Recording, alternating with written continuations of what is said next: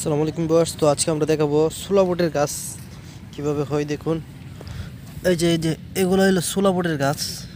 সোলা বোট দেখছেন না, সোলা বোট এগুলা গাছ আর কি। তো আমি ভিজায় রাখছিলাম বুটগুলা। পরের দিন কি হয়েছে, এই যে আলির খুম বাড়িছে।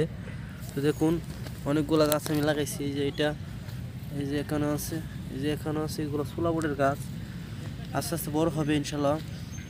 দেখুন খুব সুন্দরভাবে সোলা বোটের গাছগুলো হচ্ছে, বড় হচ্ছে।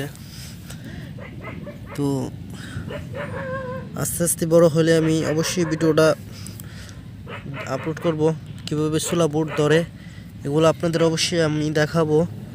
তো দেখুন খুবই সুন্দরভাবে গাছগুলো সুসজ্জিত হচ্ছে। তো সবাই দোয়া করবেন যাতে সোলা বোটের গাছগুলোকে বড় হইতে পারে, বুঝছেন।